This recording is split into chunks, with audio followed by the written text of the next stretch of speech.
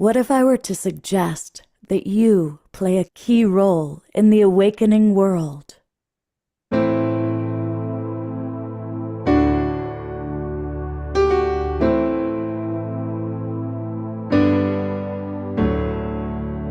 that you are watching this because you have heard the call.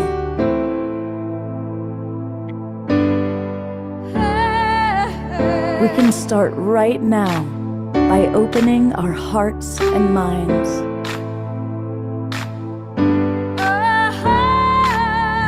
Welcome to the awakening world.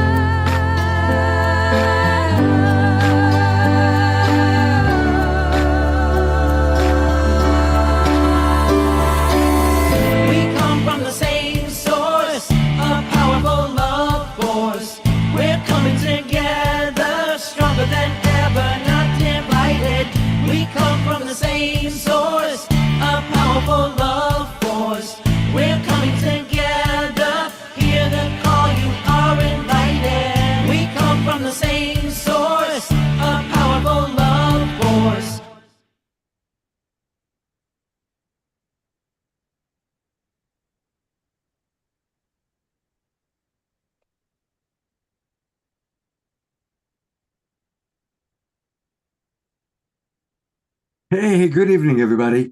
Welcome to this very special edition of The Awakening World. We were very fortunate to get Mark Anthony, the psychic explorer, to give us an hour of his valuable time. And so we decided to make it a special event just for all of you who have joined us, and of course, prior to our regular Saturday night show. And the topic is something I think all of us are fascinated with and possibly experiencing: interdimensional communication.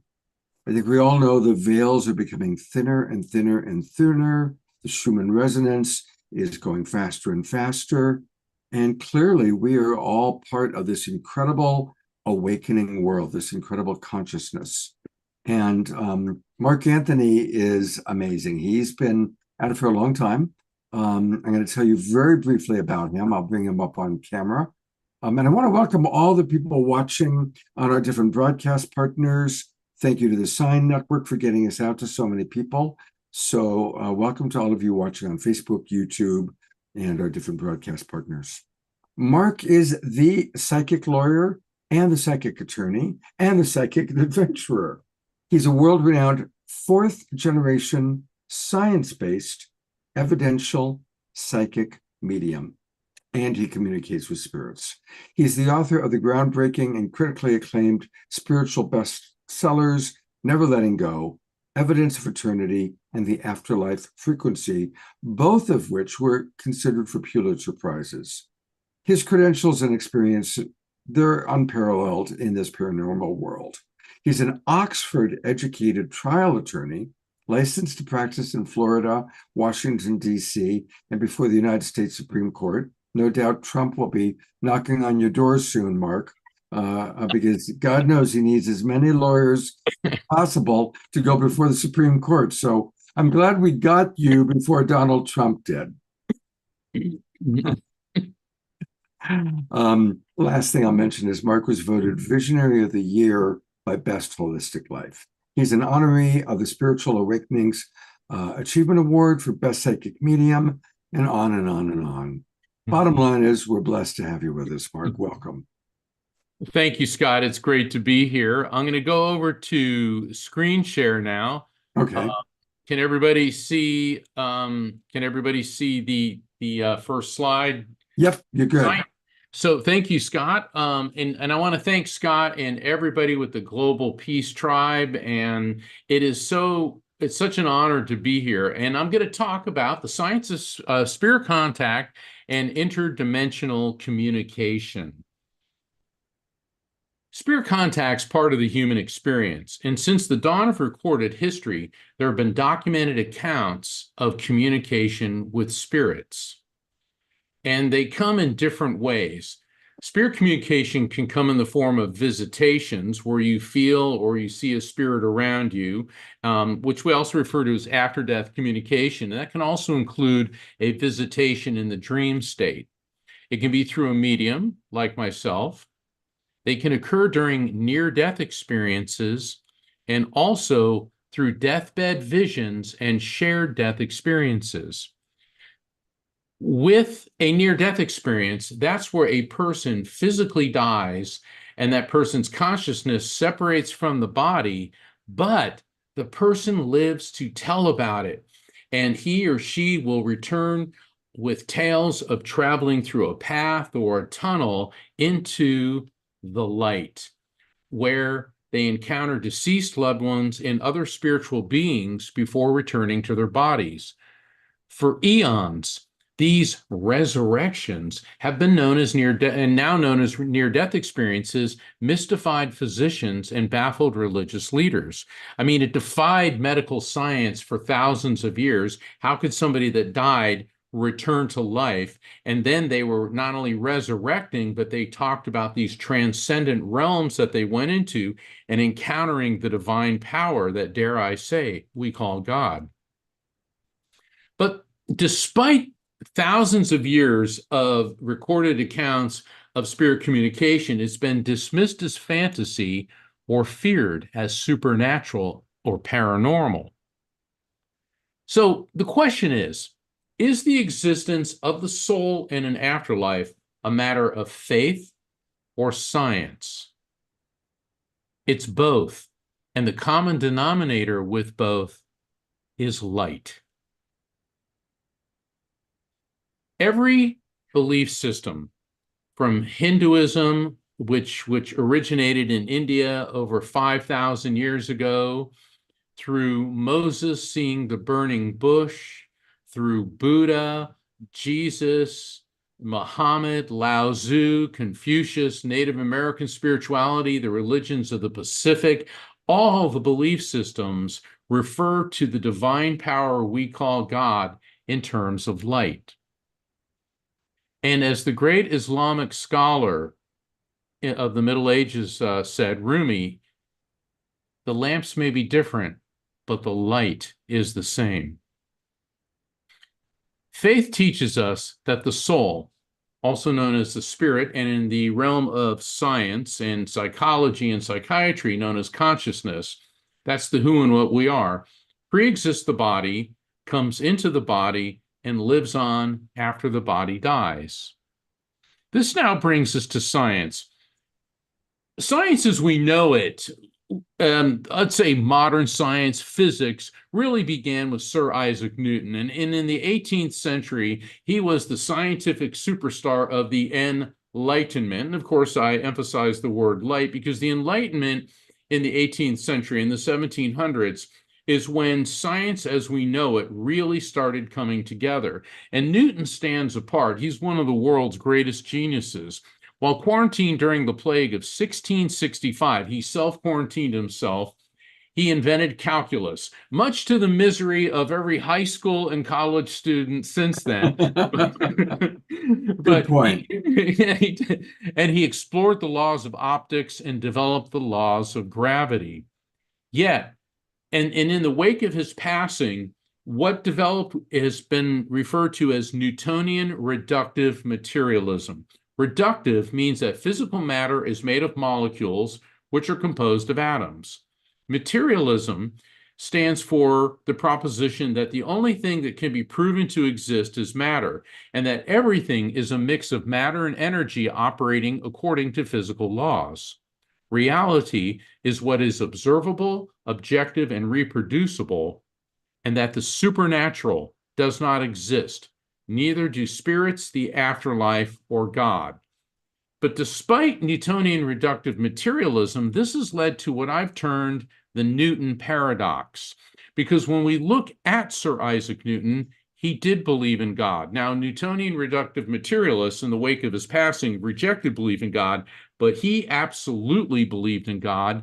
Yet, the paradox, he did not believe in the existence of a soul or of an afterlife.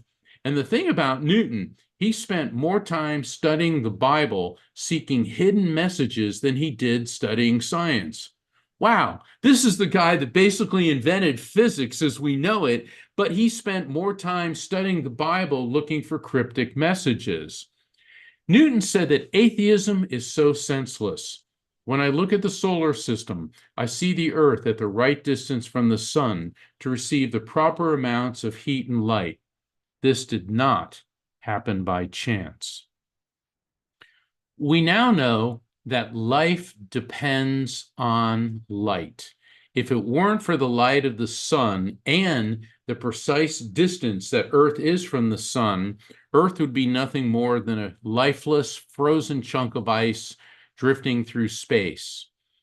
And through photosynthesis, the light of the sun is converted by plants into food that animals eat, that we eat. So the basis of life on Earth is because of sunlight. Light is electromagnetic energy, and energy is neither created nor destroyed. It's only transferred from one form to another. This is not a theory. This is the first law of thermodynamics in physics. Now, science is split into two basic fields, the physical sciences and the biological sciences. The physical sciences, like physics, chemistry, astronomy, geology, meteorology, engineering, that's the study of inorganic, non-living material. The biological sciences, that's the study of life, microbiology, cell biology, botany, genetics, zoology, physiology. And both branches of science agree that everything is made of molecules, which in turn are made of atoms, which in turn are composed of electrons, protons, and neutrons, which in turn are composed of the smallest particle of pure electromagnetic energy known as a quantum. Now, of course, there's hadrons in the Bose-Higgs particle, but they're not as small as a quantum. And this is where the term quantum physics comes from, because we hear quantum a lot in the metaphysical field. People, oh, quantum this, quantum that. But a quantum means that everything on the subatomic level is made of the same form of electromagnetic energy. Now, what does that mean? That means everyone listening, you, your body, your brain, the chair you're sitting in, the radio waves that's broadcasting this presentation, the light of the sun, the rings of Saturn and beyond are all at the subatomic level composed of the same form of electromagnetic energy, which is known as a quantum. And the thing is, Sir Isaac Newton did not have the benefit of quantum physics. And if he did, I believe his theories would have evolved to an even greater level. And quantum physics stands for and proves that matter and energy, which includes light, are composed of quanta, which are particles of pure electromagnetic energy. Nikola Tesla, one of the great geniuses of the early 20th century, said that what one man calls God, another calls the laws of physics.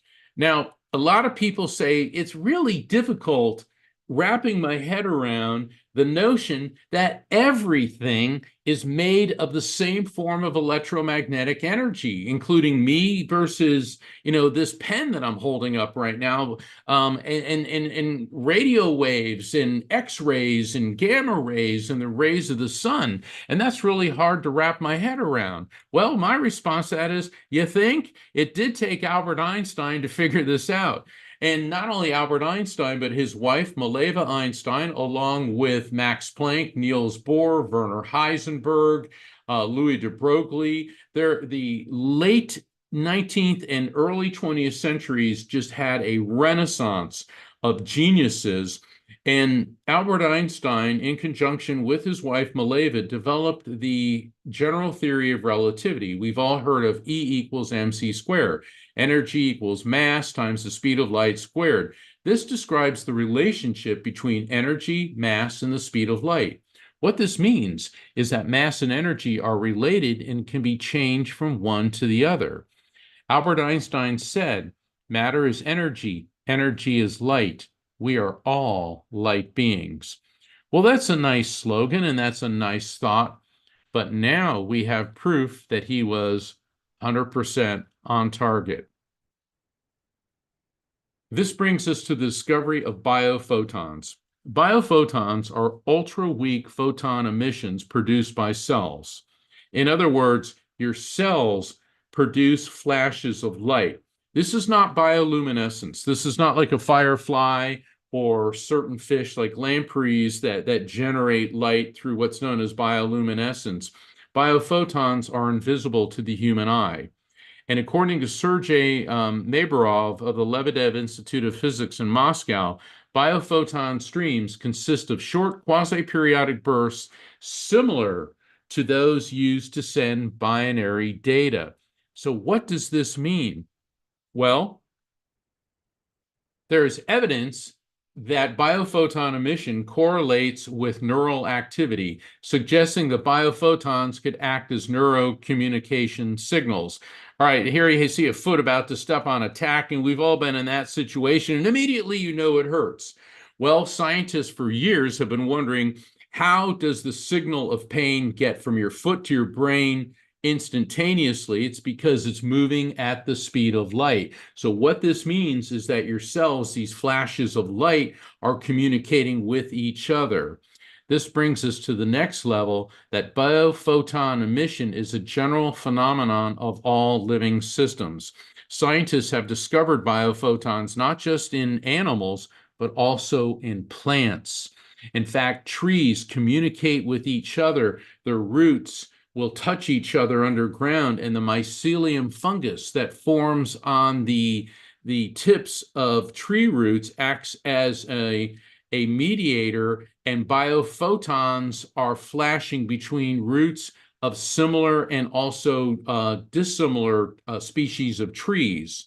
So biophotons originate from a coherent photon field within the living organism, its function being intra and intercellular regulation and communication.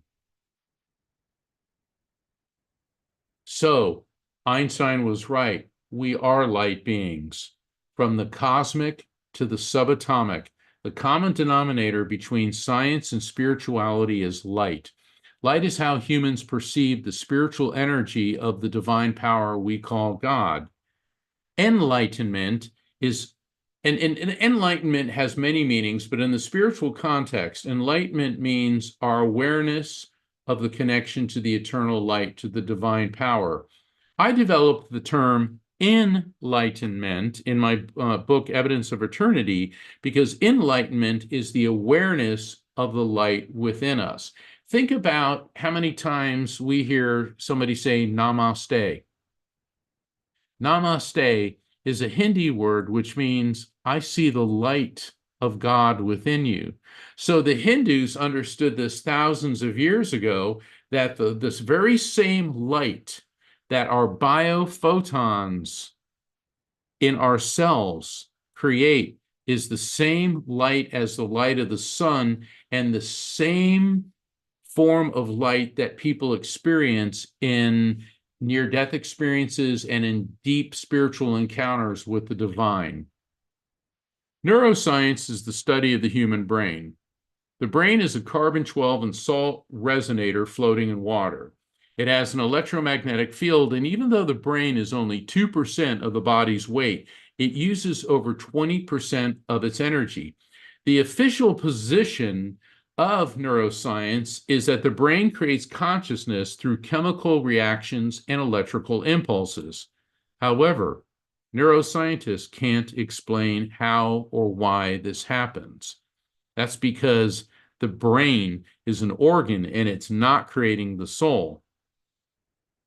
Professor Hans-Peter Dürr of the Max Planck Institute in Germany. Now, can you think of anyone more serious than a German physicist from the Max Planck Institute in Germany?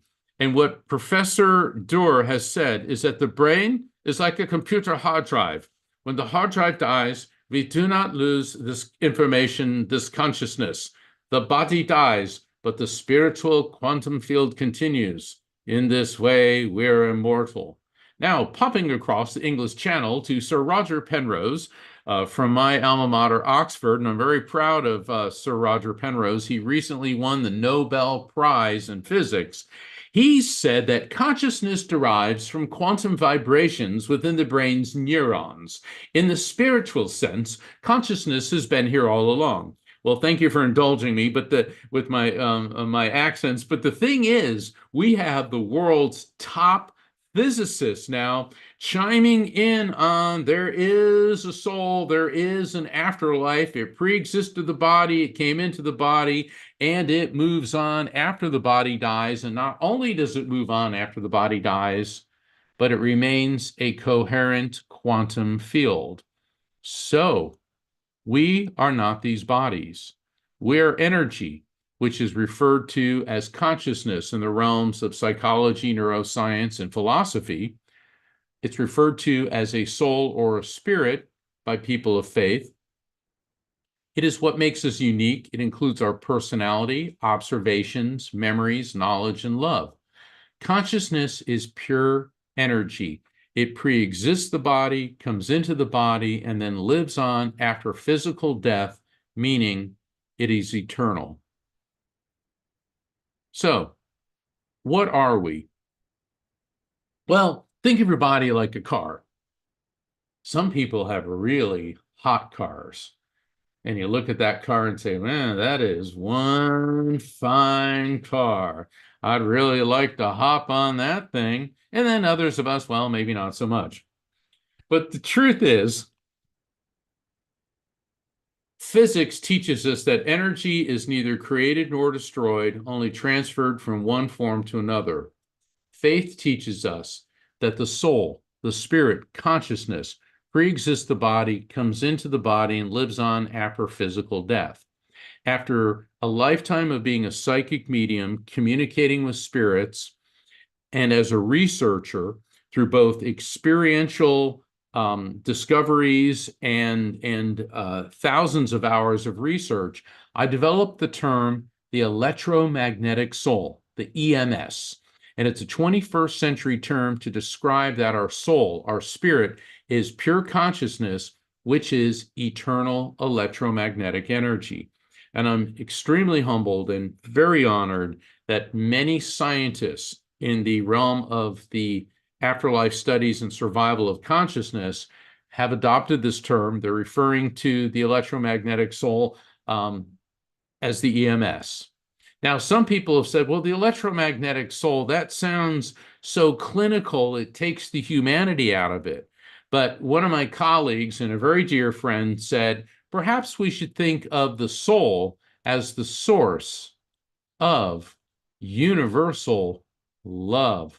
And that friend, whom I hold in the highest esteem, is Dr. Gary Schwartz from the University of Arizona. He's one of the leading experts in the world on survival of consciousness and afterlife studies. Our EMS, electromagnetic soul, may be analogized to a drop of water.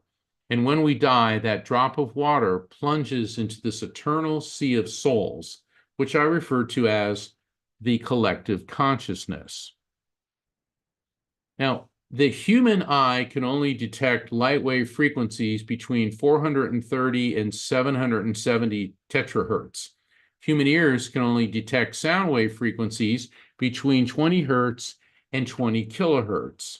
So what this means is that the eye, the human eye, sees less than 0.002% of the electromagnetic spectrum, and the human ear barely can hear what's available, like 2%, barely hears 2% of the sound spectrum. So there's an infinite spectrum of energetic frequency beyond the perception of our physical senses. You ever thought you saw a spirit in a mirror? Maybe you're in the bathroom or you're somewhere and you glance in the mirror and you see a familiar face behind you and you turn around and it's not there. Ever feel that you've seen a spirit in your peripheral vision and then you turn and that spirit seems to have vanished? Have you ever tried to look at a comet directly? It's very hard to see a comet directly. It's better if you look at the comet through your peripheral vision. Well, all of these have something in common, and the common denominator is the structure of the human eye. And within the retina, within the eyes, you have cones, which are at the center of the retina, and they detect color and details, and rods, which are on the periphery of the retina, are light sensitive. So here you see a diagram of the eye, and when you look off to the left side, the cones, that's daytime vision, color, detail, and that's the best for daytime. But the rods in the lower quadrant of the left side of the screen, those detect light and dark and very sensitive and subtle light patterns. Astronomers have developed the term averted vision. And averted vision means when you're trying to look at a comet, you're using daytime vision, which is your cones, the cones in your retina, and you won't be able to see it. But if you shift your line of sight off to the side so that then you can observe the comet in your peripheral vision, then the rods kick in and you'll be able to observe it. And guess what? It's the same thing with spirits. And I teach this to a lot of paranormal investigators because I'm involved in a lot of paranormal investigations. And so they'll say, oh, there's a spirit and it vanished. It's like, no, the spirit didn't vanish. Let's shift our focus and observe where we think we saw the spirit in your peripheral vision. This is also a technique that I teach to members of Helping Parents Heal, because a lot of parents who've lost children will feel that for a second they see their child in their peripheral vision, then they turn and their child vanishes. The fact of the matter is, your loved one didn't vanish. It's merely you're shifting from rods to cones in your eye, so it gives the illusion that the spirit is no longer there. And the more you work with this, you're going to be able to perceive that spirit quite a bit longer. The electromagnetic spectrum, we'll think of it as a yardstick, or for our friends overseas, a meter stick. And if you see in the middle, there's the visible light spectrum. So figure a yardstick. What we can see with our naked eye of the electromagnetic spectrum is about half an inch, maybe a centimeter on a meter stick. So what we are capable of seeing through through our human naked eyes is a minute fraction of the electromagnetic spectrum. Why? It's because the way our eyes are designed, and it has to do with our cones and our rods. However, a hummingbird can see ultraviolet light. Ultraviolet light, the frequency is extremely high, very rapid frequency. Now, why can a hummingbird see ultraviolet light? Well, they have an additional cone in their eye designed to do that. But among human beings, there are people known as tetrachromats. And tetrachromats are only women, and they have a quote-unquote abnormal fourth gene. I don't like calling this an abnormal gene. I think it's a supernormal, a supernatural. It's a superpower. And what tetrachromats possess is a fourth cone. See, the cones in our eyes are for red and blue light and yellow. But the fourth cone is sensitive to the yellow-green part of the spectrum. And it's because of the two X chromosomes that only women inherit this gene. And the thing is, the normal eye sees 1 million colors, but tetrachromats can see 100 million colors. All right. The thing about tetrachromats is, ladies, you may be a tetrachromat and not even know it, because unless you are specifically tested for this, why would you know it? You're just seeing what you see, and that's your normal. Guys, the next time you're with your lady and you're shopping and she says, does this color look good on me? The answer is always yes, because she already knows it does. And the thing is, if you notice, overall, women seem to be better with colors than men. I'm not trying to generalize, but this could involve the fact that many women are tetrachromats and they don't know it, so their range of what they're able to see in the color spectrum by far exceeds anything a man can see. So everything in creation has a vibration. All things in our universe are constantly in motion, vibrating. Even objects that appear to be stationary are in fact vibrating, oscillating, and resonating at various frequencies. Everything in nature vibrates, and frequency is the rate at which vibrations occur. So think of a basketball. If you're dribbling it slow, the frequency is slow. If you dribble it very quickly and get closer to the ground, then the frequency increases. The brain has 5 main frequencies: gamma, beta, alpha, theta, and delta. Gamma, that's when you're on Final Jeopardy or you're doing one of Sir Isaac Newton's calculus tests. You are cranking. Your brain is running at full throttle. Beta, that's the activities of daily living, the state that we're all in now. Alpha, I call that the groovy baby state. So all of our listeners from Southern California know what I'm talking about. Basically, alpha is when you start to relax. It's a meditative state. You're beginning to drift off. And then theta is dreamful sleep. That's the sleep state. Delta is very little brainwave activity, but delta is important. That's when your body heals and there's cellular regeneration. But let's go back to the alpha-theta border. Each of these can be measured through electroencephalogram and quantitative electroencephalogram. And each of these have a particular frequency measured in hertz.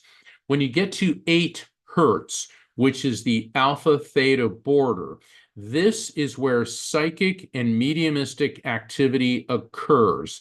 This is why so many people, when you're in the dream state, you will have an encounter with a deceased loved one.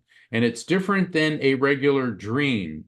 It's a visitation. It has a beginning, a middle, and an end. It feels real. When you come out of it, it's like, wow, that was my mom or that was my son. I talked to them. Why is that?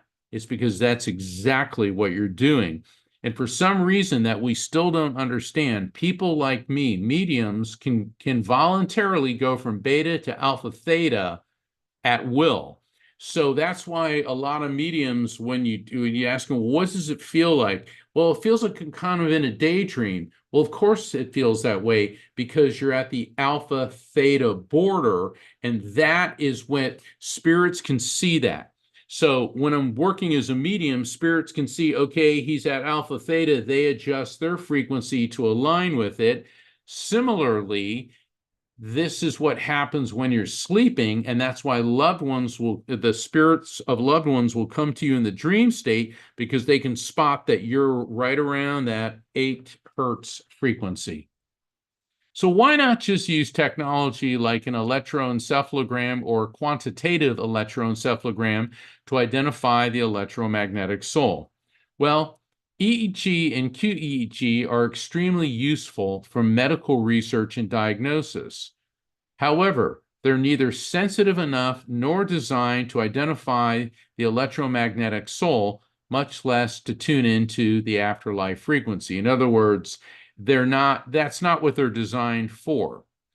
And Professor Shelley Renee Joy of the California Institute of Integral Studies has said that it is entirely feasible that there are specific ranges of harmonic frequencies that interact with mind-brain systems through resonance at far higher frequencies than currently supposed.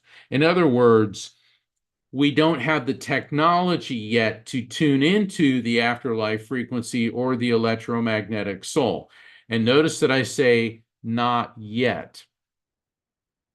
However, the year 2022 was a banner year in afterlife research. In Tartu, Estonia, and I can always remember this because it happened on 2/22/22, an 87-year-old man started having epileptic seizures, and part of the protocol for someone having an epileptic seizure when he was rushed to the hospital is to administer an EEG, an electroencephalogram, to measure his brainwave frequencies. Well, then he suffered a massive heart attack and he died while he was being administered the EEG. And this is the first time in history that a dying human brain was recorded by an EEG. And just before and after his heart stopped, the doctors saw changes in a specific band of neural oscillations, all 5 brainwave frequencies, gamma, delta, theta, alpha, and beta, went off the charts.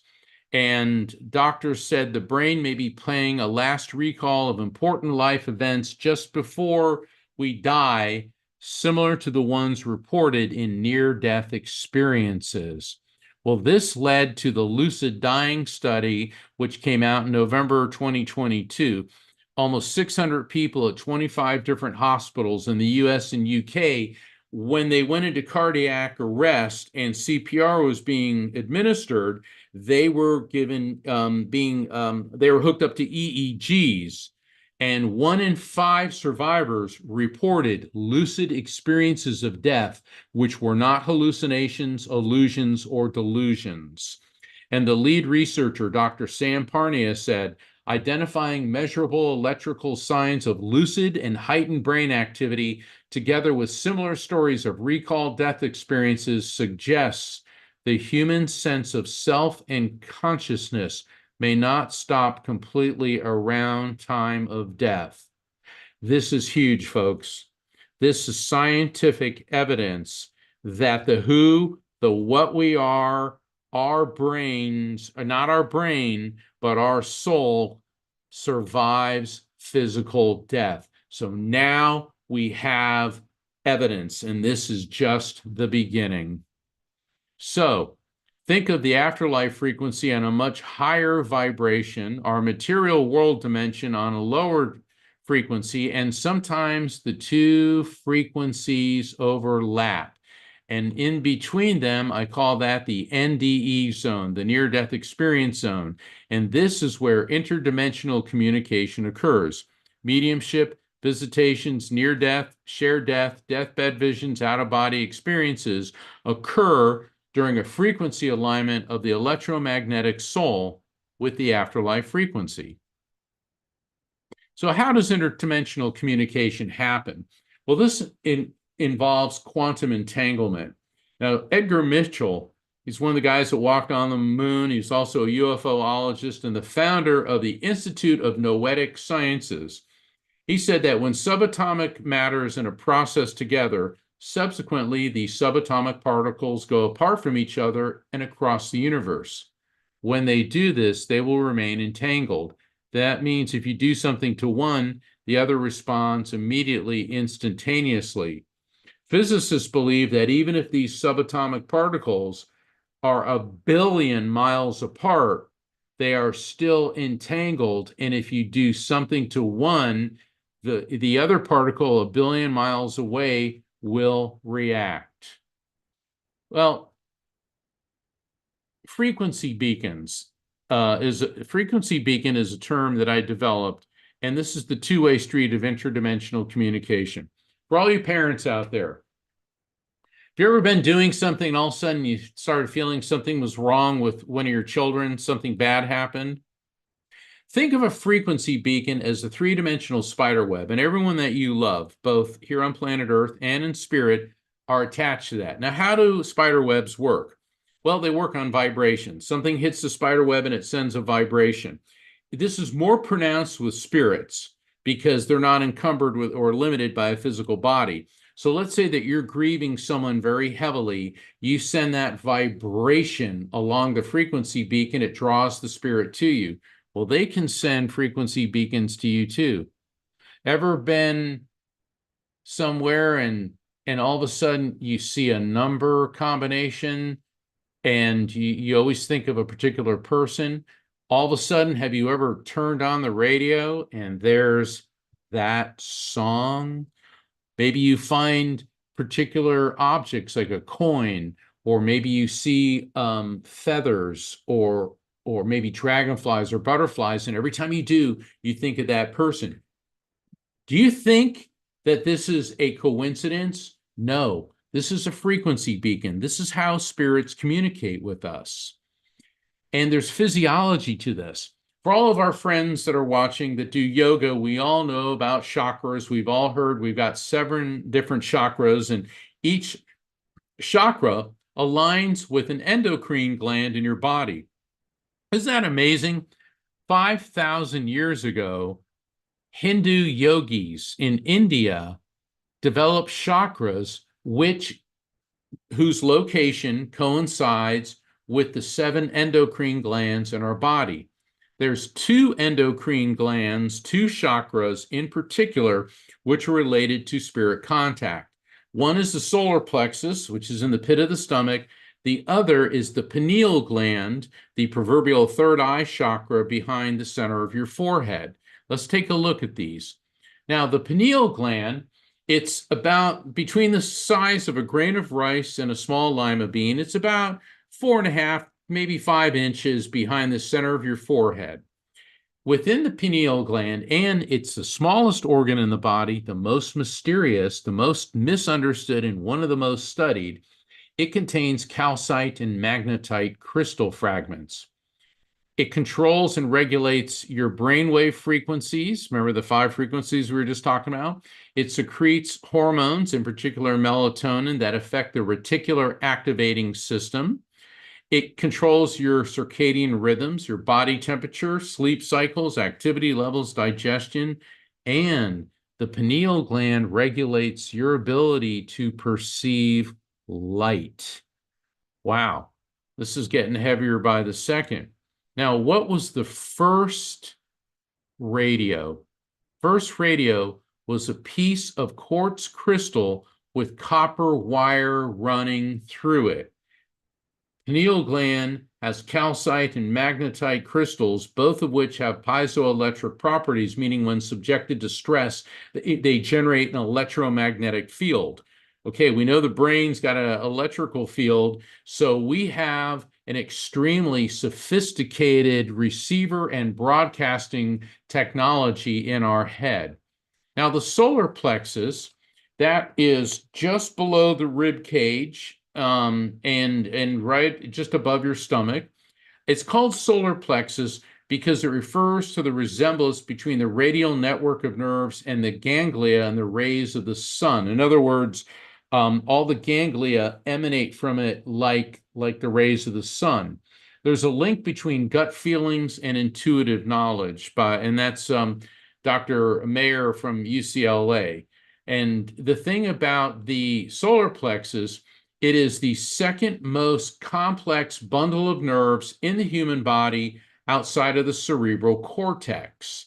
And it has been referred to as the second brain. Now, people say, what do you mean a second brain? Isn't the one in our head, isn't that the only brain? Well, other species have more than one brain. An octopus has 9 brains, one in its head, and each one of its arms has a brain. So if other species can have multiple brains, why can't the human body?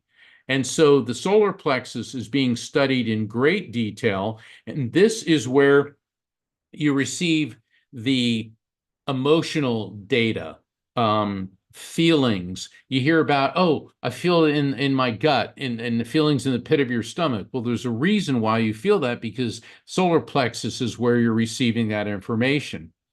Interdimensional communication occurs when a spirit, an electromagnetic soul, transmits an EM pulse which is received by the medium's brain. This wave of frequency is then translated by the brain into recognizable information based on the medium's memories, feelings, and cultural associations. Think of spirit communication like a triangle. The afterlife frequency, the spirits are at the top, the medium's on one side, the client's on the other. And so the spirits are transmitting information to the medium conveys it to the client, who can validate. Problems occur when the client gets mired down in no syndrome. They start shooting everything down by immediately going to no, or overthinking and hyperanalyzing. Why would you bring that up? I don't understand why that happened after he died. I don't understand the relevance. Or, well, I want this, and I haven't heard this, and until I hear this. And the thing is, I'm not faulting people for doing this. It's very natural and normal. You can get overwhelmed during a reading. You just say no to everything because it takes time to figure things out. Overthinking, hyperanalyzing, that's a virtue in our day jobs, but not in spirit communication. It's a love-based, an emotional activity. You have to feel first, think later. And I want. I mean, I've done readings for people and I've given them 100 pieces of verifiable facts, but until they heard that one thing, they weren't going to believe things. And so what they were doing is torpedoing the experience instead of going with it. And so this is one of the things that I teach in my books, Evidence of Eternity, and even more so, the Afterlife Frequency, is how to avoid the no, no, no syndrome. So what about people who aren't mediums? The truth is, everyone is capable of experiencing interdimensional communication. Not everyone's a psychic or a medium, but everyone's capable of having the experience. And in the Afterlife Frequency, I teach the RAFT technique, how to recognize signs from spirits, accept the contact as real, feel it without overthinking, and trusting the message. And that is the RAFT technique. And I've had a lot of people respond to me and say how much the RAFT technique has opened up a whole new way of them communicating with their loved ones and spirits. And I'm also very honored that a number of people who teach psychic development are using the Afterlife Frequency as the text for their courses. Now, a deathbed vision is where somebody is about to transition and they'll start talking about seeing or hearing deceased loved ones, religious beings, and or beautiful scenery. And my friend and colleague, Dr. Jeffrey Long of the Near-Death Experience Research Foundation, has documented many cases of deathbed visions. For those of you who've been with somebody who is transitioning, you too may have experienced this, where people start talking about seeing loved ones in spirit. Betty White, the last of the Golden Girls. The love of her life was Alan Ludden, and she was married to him from 1963 to 1981. They were inseparable, and she loved him so much that after he died, she couldn't be with anyone else. And Betty lived another 40 years after Alan passed. And this is a photo of her at age 99. She passed 2 weeks before her 100th birthday.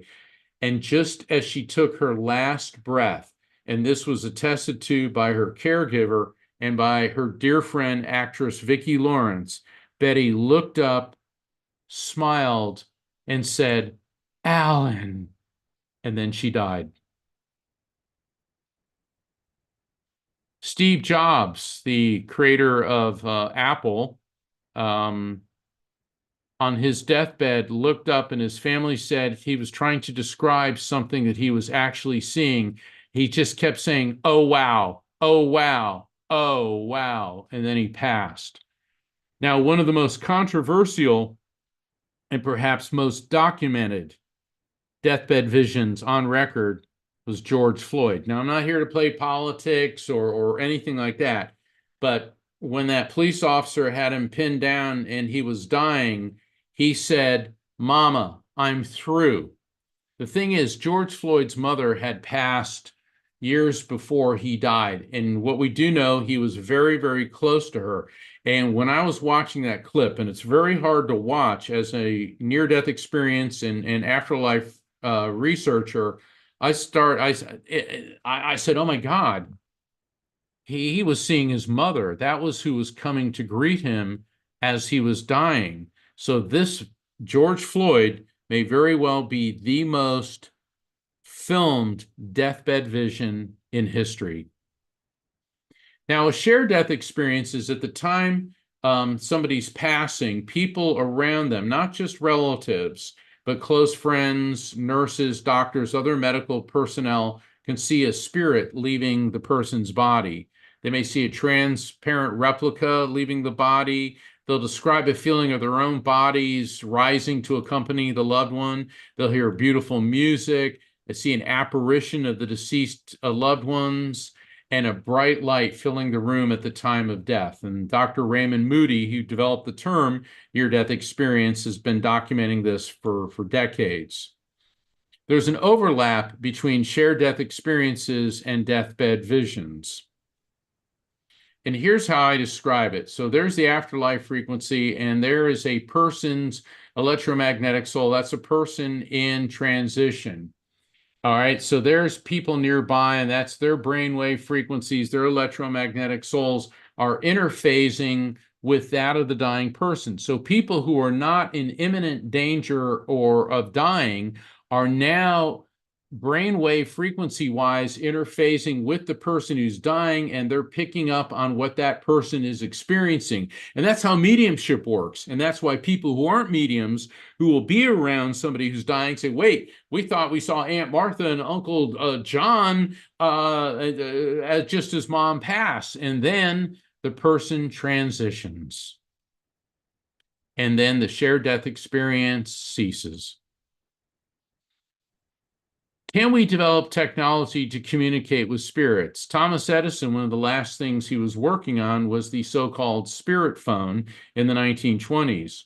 Well, since then, Dr. Gary Schwartz and his colleague, Dr. Mark Pickstick, are working on the soul phone. And I'm honored to be one of the research mediums working with Dr. Schwartz in conjunction with the soul phone. I've been in his lab. I've seen it. It's really cool, but I can't tell you because I had to sign a non-disclosure agreement. But let me tell you something. The next couple of years, we're going to see an invention which is going to rock this world. Hey, Mark, I'm going to jump in for a quick second. This is an amazing presentation. I've only got a few, two or 3 minutes left. Okay, yeah, because we got to wrap up so I have enough time. I will. I got to do this. Okay. The best friend I ever had. We grew up together. Billy, we met when we were 11. We went to junior high, high school, college together. And after college, he went to Asia and was teaching English to Japanese executives. I went to law school. Well, he invited me to Asia. We spent over a month hiking through Japan, then Southeast Asia. And here we are at Kinkakuji, the Golden Temple. Thing about Billy, he was an atheist. Even though we were both raised Catholic, he was Irish Catholic, I'm Italian Catholic. We had this ongoing debate our entire lives. Of course, I argued for the other side, that there is a life beyond this one. And he used to tell me there's no science, there's no technology to prove this. And we never got into like a heated argument, but we got into an intellectual discussion. Well, I even performed his wedding ceremony. He met a beautiful woman from Japan, and I'll never forget that day as long as I live. There I was, standing on a podium, my best friend, my new best friend, his wife, all of our parents were there, all of our friends from high school, college, half of my fraternity was there. It was one of those shining moments in life where everyone I loved was not only alive, but they were there. A few years after that, he died by suicide. And obviously, I was devastated. Not long after that, my first book, Never Letting Go, had come out, and I was a speaker at a paranormal conference at the Stanley Hotel in Colorado. And I had just finished speaking, and I was signing copies of my book, Never Letting Go. Meanwhile, my manager, Rocky, and she's in the Zoom room tonight, she was walking around looking at some of the other exhibits, and she was very interested in the paranormal investigation equipment, all of which scans various frequencies within the electromagnetic spectrum. And she was walking by the spirit box scanner, and all of a sudden she heard, "Get Mark." And the guy exhibiting it says, "Did that just talk to you?" And it said, "Get Mark" again. And all of a sudden I hear Rocky and this guy, get over here, get over here. And I get up and I run over to them, and Rocky has tears in her eyes. And as I approach it, I hear, "Dude." And I stop right in my tracks. And then I heard, "Love you, bro." It was Billy's voice coming out of that thing. And the reason Rocky was crying is because she knew him too. And Billy and I grew up in the surfing culture of East Coast Central Florida, and he always called me dude. And the very last thing he ever said to me in this world was "Love you, bro." I remember he hugged me, and he went back to California. I went back to Florida. And then I thought, wait a second, this is amazing, but he's trying to tell me something much bigger than just "love you, bro," which was amazing enough. The atheist my entire life, who told me there's no science, there's no technology to prove that life exists beyond the physical. What did he choose? A piece of technology to communicate with me. And Gary Galka invented the spirit box scanner. He's an electrical engineer, and when his daughter Melissa was killed in a tragic accident, he developed the spirit box scanner. And just recently, I got the honor of meeting Gary when we both appeared in an episode of a new Discovery Channel show, Destinations of the Damned, and we actually got to work together. So a week from today, next Friday, I will be conducting an online light circle. Please go to my website, afterlifefrequency.com. There's only a couple tickets left. It's limited to 6 people, so everyone can receive a reading. And then every Thursday, I'm on the Psychic and the Doc. I co-host it with Dr. Pat Basili. I will do readings for callers in conjunction with Dr. Pat. Using her amazing ability. She's a world-class, world-renowned behavioral psychologist to help people understand the meanings. And here are my books. And I also write for Best Holistic Life magazine. So, Scott, I want to thank you for having me as a speaker. I want to thank the Global Peace Tribe, everyone is associated with Global Peace Tribe, and I want to especially thank everyone for tuning in and everybody who's listening to this. Thank you. It has been an honor to present for you. Many blessings. Thank you, Mark. Absolutely. And I wanted to come in and acknowledge you. People have loved this. We're going to see Mark again. He's going to be at the New Living Expo. And 4 weeks from tonight, we're going to be doing our show from the Expo. So hopefully Mark can come in, sit next to me, and take some of your questions. And that'll be on Saturday night, May the 10th. Mark, I'm going to actually, you can stick around for a few minutes. I need to go open up the other Zoom room for our regular Global Peace Triber. And I'm going to make Omashar our host. And if people want to stay and ask a question or two, they can. Meanwhile, I'm going to go get the other show started. And of course, I know that most of you I will see when in the Global Peace Tribe regular show. And I am giving you the power, Omashar. Mark, thank you so much. Oh, it's an honor. Thank you, Scott. Hi, Mark. Thank you so much. That was profound, unbelievable, and so necessary. The things that I'm going through in my life at the moment, it just clarifies and it even gives a balm for the heart and a balm for the soul. And so I think we're going to say goodbye now. I don't know if there's anybody in the audience who would like to ask any questions. We have just a couple of minutes here, but the other show is starting. So, and most of you need to change Zoom rooms. But if there is, please put up your virtual hand and we shall go to you.